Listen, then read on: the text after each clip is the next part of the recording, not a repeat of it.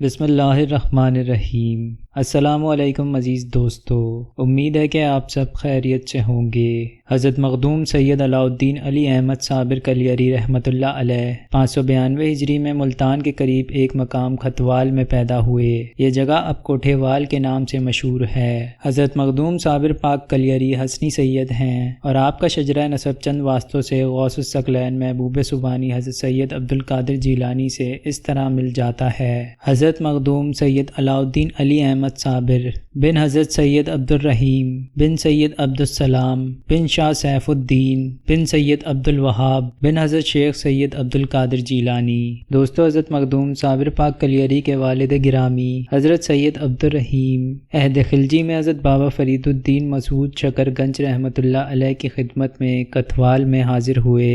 ان کا تعلق افغانستان کے مشہور صوبے ہرات سے تھا اور آپ زہد و تقوی اور عبادت و ریاضت میں بلند مقام رکھتے تھے۔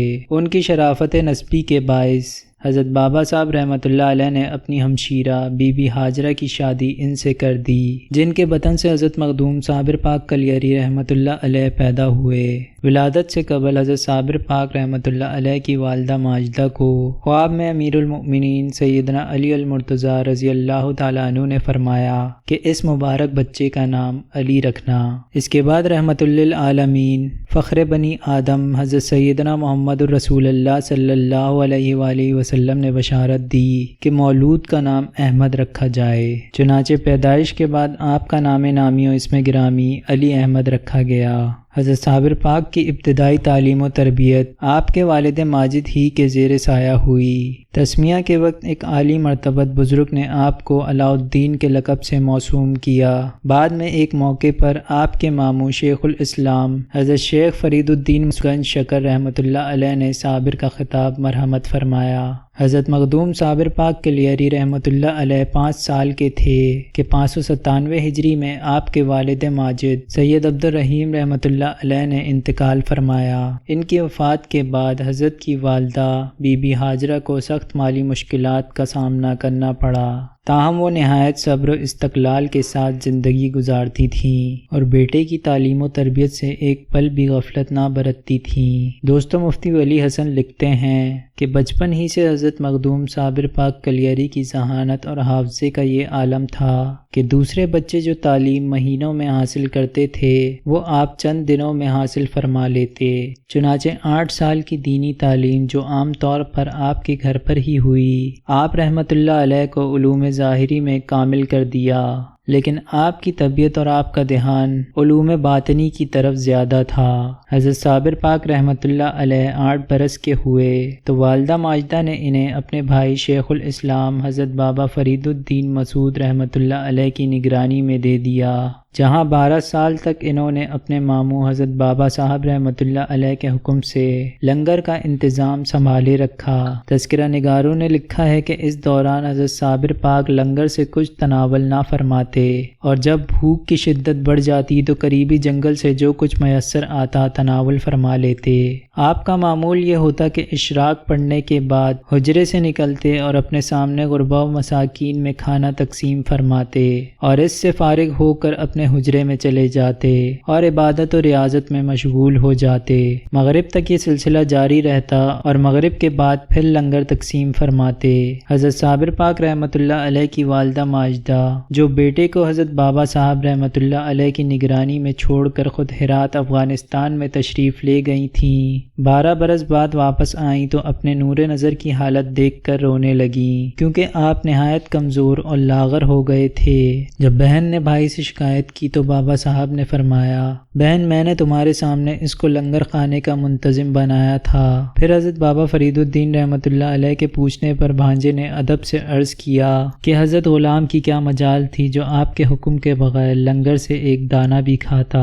یہ جواب سن کر حضرت بابا فرید الدین مسعود شکر گنج رحمۃ اللہ علیہ نے بہن سے کہا، بہن تمہارا یہ بیٹا صابر ہے، قطب یگانہ فخر زمانہ، ماموں کی صحبت فیض و اثر میں اس جوہر قابل نے تعلیم و تربیت حاصل کی اور پھر اس مقام بلند تک پہنچے کہ خلافت سے سرفراز ہو کر 464 ہجری میں کلیر شریف تشریف لے گئے۔ کلیر میں بھی حضرت مخدوم صابر پاک رحمۃ اللہ علیہ پر محویت کا غلبہ رہتا۔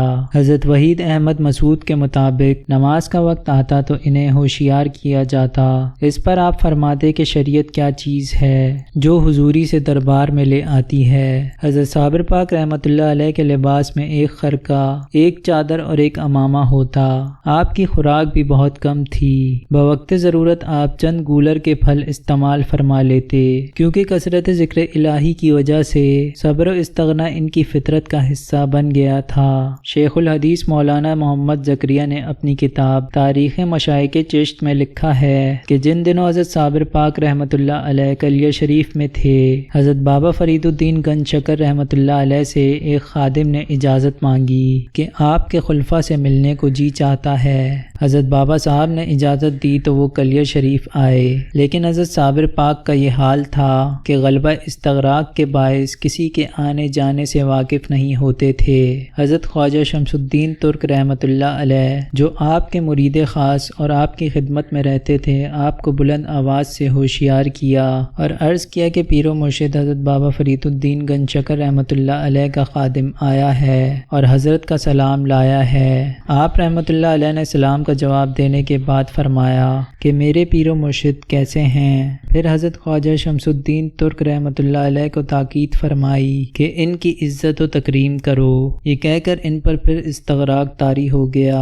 خادم جب واپس حضرت بابا فرید الدین رحمۃ اللہ علیہ کی خدمت میں پہنچا تو انہوں نے حضرت صابر پاک رحمۃ اللہ علیہ کا حال دریافت کیا تو خادم نے عرض کیا کہ شیخ العالم کہ وہ تو کسی سے نہیں بولتے اور بات چیت تو بالکل ہی نہیں کرتے ہیں۔ بابا صاحب رحمۃ اللہ علیہ نے پوچھا انہوں نے میرے بارے میں کیا کہا تھا؟ عرض کی صرف یہ پوچھا تھا کہ پیر و مرشد کیسے ہیں۔ یہ سن کر بابا صاحب کی آنکھوں میں آنسو آ گئے اور فرمایا وہ ایسے درجے میں ہے کہ وہاں کسی کی گنجائش نہیں۔ یہ انہی کا استقلال اور میرے ساتھ کمال محبت ہے کہ ایسی حالت میں بھی مجھے پوچھا اور یاد رکھا۔ خزینۃ الاصفیہ میں ہے کہ حضرت مخدوم صابر پاک کلیری رحمۃ اللہ علیہ کے وصال کا عہد 669 ہجری میں ہوا۔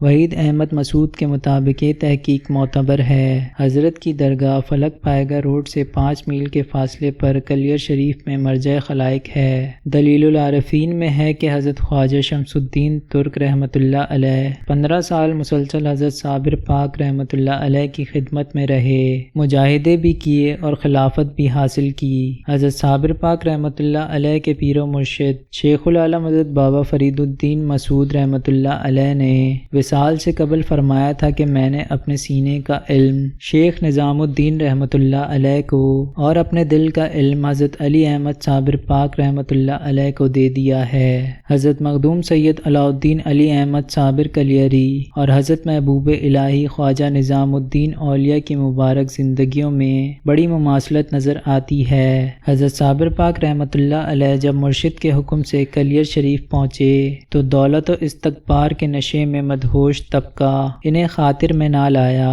حضرت صابر پاک رحمۃ اللہ علیہ جمعے کی نماز کے لیے جامع مسجد میں گئے تو کلیر کے امراء نے بھی گوارا نہ کیا کہ وہ مسجد کے اندر صف اول میں بیٹھیں۔ عمارت کے گھمنڈ میں انہوں نے اس خرقہ پوش کو جو اپنی آستین میں ید بیضہ لیے بیٹھا تھا پچھلی صفوں میں دھکیل دیا، حتیٰ کہ انہیں صحن مسجد کی آخری صف میں بیٹھنا پڑا۔ لیکن حضرت صابر پاک رحمۃ اللہ علیہ تو مرشد کے حکم سے یہاں اہل کلیر کی اصلاح و تربیت کے لیے آئے تھے۔ انہوں نے یہ سب کچھ صبر و استقامت کے ساتھ برداشت کیا اور کلیر شریف میں بیٹھ کر خلق خدا کو اپنے روحانی فیوز و برکات سے مالا مال فرمایا۔ کچھ ایسے ہی حالات دہلی میں سلطان المشائخ نظام الدین اولیاء کو پیش آئے۔ مرشد کے حکم سے جب وہ دہلی پہنچے تو حالات سخت نامواقف تھے۔ اہل دہلی دنیا پرستی میں غرق تھے اور کوئی انہیں خاطر میں نہ لایا۔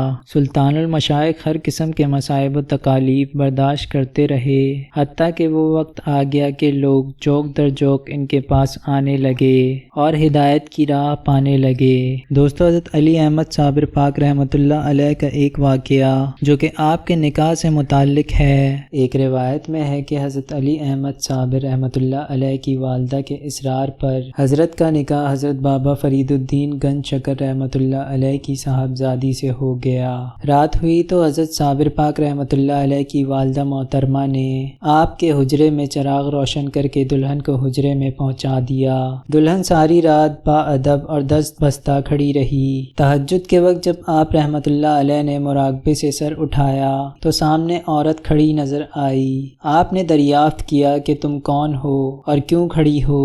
دلہن نے جواب دیا، میں آپ کی زوجہ ہوں اور آپ کی خدمت گزاری کے لیے حاضر ہوں۔ حضرت صابر پاک رحمۃ اللہ علیہ نے فرمایا کہ خدا وحدہ لا شریک ہے، اس کی کوئی بیوی نہیں، میں اس کا بندہ ہوں اور اس کے جمال میں گم ہوں۔ یہ فرما کر آپ پھر مراقبے میں مشغول ہو گئے۔ آپ کی زبان سے یہ الفاظ ادا ہوتے ہی وہاں جلالی انوارات الہی کا نزول ہوا، جنہیں آپ کی دلہن برداشت نہ کر سکیں اور بے ہوش ہو کر گر گئیں، اور کچھ دیر کے بعد قضائے الہی سے اللہ کو پیاری ہو گئیں۔ حضرت صابر پاک رحمۃ اللہ علیہ کی والدہ کے دل میں طرح طرح کے خیالات پیدا ہو رہے تھے۔ وہ حضرت صابر پاک رحمۃ اللہ علیہ کی مجذوب حالت سے باخبر تھیں۔ احتیاط کے طور پر انہوں نے حجرے کا دروازہ کھلوایا اور یہ دیکھ کر کہ صابر پاک رحمۃ اللہ علیہ مراقبے میں مصروف ہیں اور دلہن اللہ کو پیاری ہو گئی ہے، آپ کی والدہ محترمہ نے نہایت غصے کی حالت میں حضرت مخدوم صابر پاک رحمۃ اللہ علیہ کی پشت پر زور سے ہاتھ مارا اور فرمایا کہ میں نے تمہارے ماموں کی بیٹی سے تمہاری شادی کی تھی، لیکن تم نے دلہن کو کیا کر دیا؟